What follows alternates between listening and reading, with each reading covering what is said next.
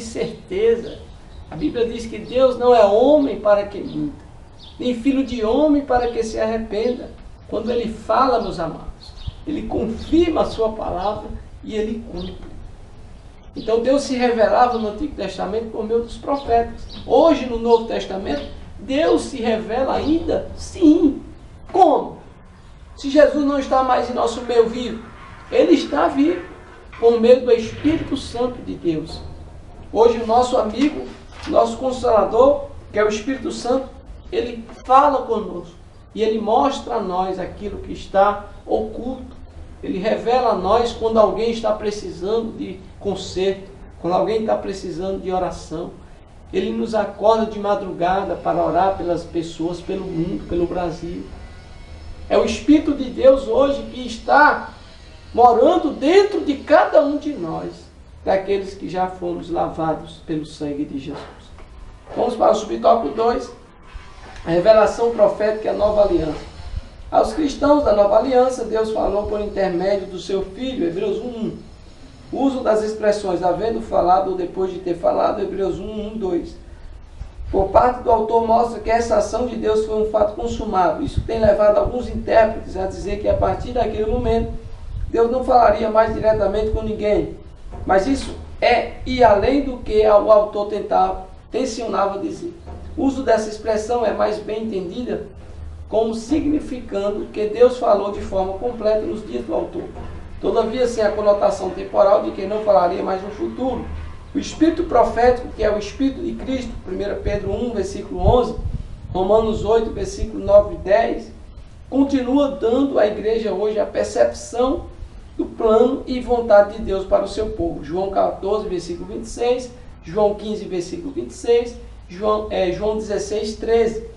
E isso sempre em consonância com as Escrituras. Então, o Espírito Santo de Deus, hoje, ele nos dá, por sua vez, a percepção do plano da vontade de Deus para nossas vidas. Quando Deus ele fala conosco por meio do Espírito Santo, ele diz, olha, essa sua ação que você fez não está me agradando.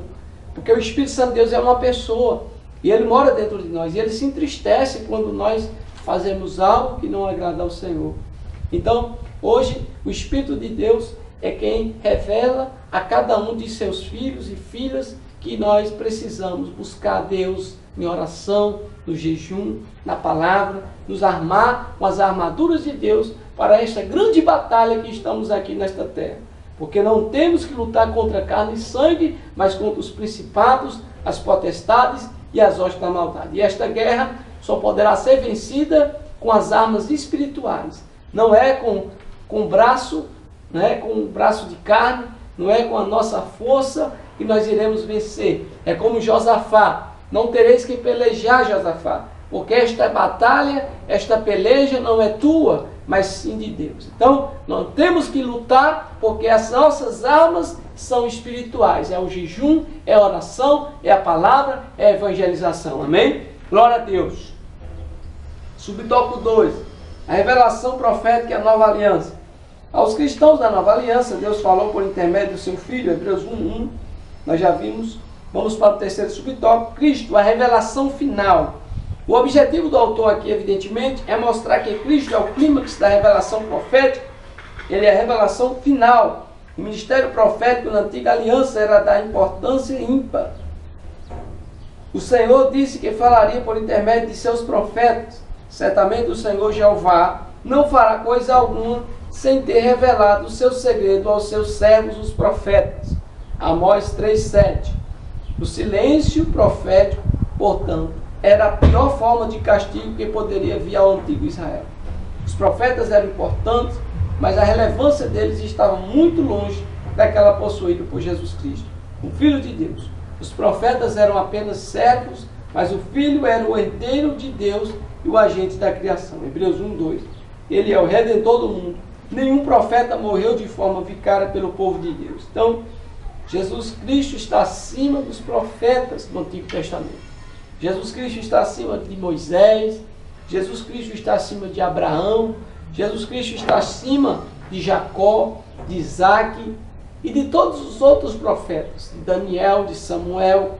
Porque Jesus Cristo, ele é o agente da criação.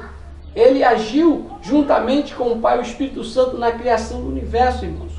Ele criou os anjos. Como podemos adorar os anjos? Os anjos é quem deve adorar a Jesus. Glória a Deus, louvado seja o nome do Senhor. Não podemos cultuar os anjos, porque nós devemos cultuar Jesus Cristo. Porque Ele é o autor e consumador da nossa fé. Ele que morreu de forma vicária por nossos pecados na cruz do Calvário, para que todo aquele que nele crê não pereça, mas tenha vida eterna. Vamos para tópico 3, Cristo superior aos anjos. Subtópico 1, Cristo superior em natureza e essência.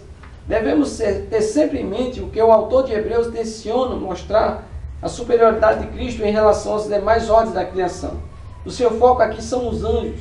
A cultura judaica via os anjos como seres de uma ordem superior e mediadores da revelação divina. Atos 7:53, Gálatas 3:19 e Hebreus 2:2. Mesmo cercados de força e poder, os anjos eram inferiores ao Filho. Hebreus 1:4. Jesus é o reflexo da glória de Deus e possuidor da mesma essência divina. Hebreus 1:3. O autor usa dois vocábulos gregos que deixam isso bem definido. Apalgasma e charácter, que significam, respectivamente, radiância e reflexo, traduzidos aqui como resplendor e caráter, com o sentido de expressão exata do seu ser. Embora sendo pessoas diferentes, tanto o Filho como o Pai possuem a mesma essência. Cristo é o Deus revelado. Glória a Deus, louvado seja o nome do Senhor. Então, Cristo e o Pai são a mesma essência. Então, Cristo é o Deus revelado. Deus se revelou ao homem aqui na terra por meio de Jesus Cristo. E ele é maior do que os anjos, é claro. Nós não podemos cultuar os anjos. Não podemos dizer na igreja que o anjo, por sua vez, Gabriel, vai curar.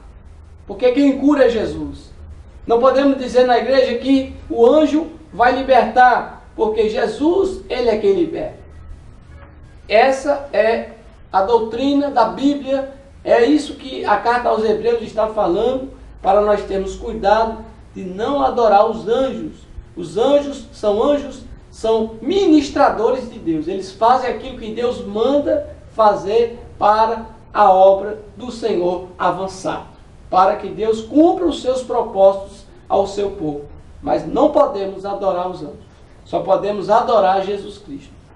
Subtópico 2, Cristo superior em majestade e deidade. O autor passa então a mostrar a supremacia de Cristo em relação aos anjos por meio de vários fatos documentados nas Escrituras. Os anjos são criaturas, o Filho é criador, o Filho é gerado, não criado. C.S. Lewis observa que o que Deus gera é Deus, assim como o que o homem gera é homem. O que Deus cria não é Deus. Da mesma forma que o homem faz não é o homem. Daí a razão de os homens não serem filhos de Deus no mesmo sentido que Cristo. Eles podem assemelhar-se a Deus em certos aspectos, mas não pertencem à mesma espécie. O mesmo se pode dizer dos anjos. Eles não possuem a mesma essência divina que o Filho. É por essa razão que o autor destaca que o Filho é chamado de Deus. Versículo 8, e que por isso merece adoração. A Ele toda honra e glória. É como nós já falamos. A Ele é toda honra e toda glória. O Senhor Jesus Cristo. Nós não podemos deixar-se levar pelo legalismo judaico. Nós não podemos deixar se levar por aqueles que dizem que só adora a Jeová, o Pai, porque o Filho, por sua vez, está abaixo do Pai, o Filho está à direita do Pai, não é, irmãos? O Pai e o Filho, eles são a mesma essência. Jesus é Deus revelado aqui na terra aos homens. Então podemos perceber que a honra e a glória só podem pertencer a Jesus Cristo, nosso Senhor e Salvador. Amém? Não podemos de maneira nenhuma exaltar os anjos mais do que a Jesus. Não podemos de maneira nenhuma exaltar o arcanjo Miguel, por mais que ele seja o príncipe do exército de Israel no céu, não é, irmão, de Deus. Não podemos adorar a Miguel, arcanjo, mais do que a Jesus Cristo, porque isso é uma heresia, isso é doutrinas de demônios. Conclusão, o autor de Hebreus não quis se identificar, mas isso em nada compromete a autoridade desse documento. Desde os primórdios, a igreja valeu-se dos ensinos dessa carta para fortalecer a fé dos crentes. Clemente de Alexandria fez amplo uso das exortações encontradas nessa carta. E ao assim fazer, reconhecia o profundo valor espiritual de Hebreus. Nesses últimos dias, onde os joelhos de muitos cristãos parecem vacilantes, faz-se necessário atentarmos diligentemente para o conselho encontrado em Hebreus. Se ouvirdes hoje a sua voz, não endureçais o vosso coração. Glória a Deus. Hebreus 3:7. Então não endureçais, como o povo de Israel fez no deserto. Fizeram um bezerro de ouro, adoraram como se fosse Deus. E eles ainda disseram, foi Ele que nos tirou do Egito. Então eles endureceram o coração também. Não era Faraó apenas aquele que tinha o coração duro.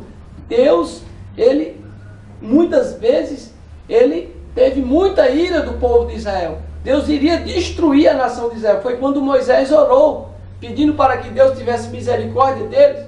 E Deus não destruiu a nação de Israel, porque eles tinham o coração duro. Eles murmuravam, quando faltava água, eles murmuravam contra Moisés. Mas não era contra Moisés que eles estavam murmurando, era contra Deus. Porque Moisés, no Antigo Testamento, ele era, por sua vez, o representante de Jesus aqui, né, na terra. Quando Israel estava peregrinando no deserto, ele simbolizava o próprio Jesus Cristo, Moisés. Ele era o intercessor, ele era o mediador entre Deus e o povo de Israel. Mas agora o nosso mediador é Jesus Cristo. A Bíblia diz lá em 1 Timóteo 2,5, porque há um só Deus e um só mediador.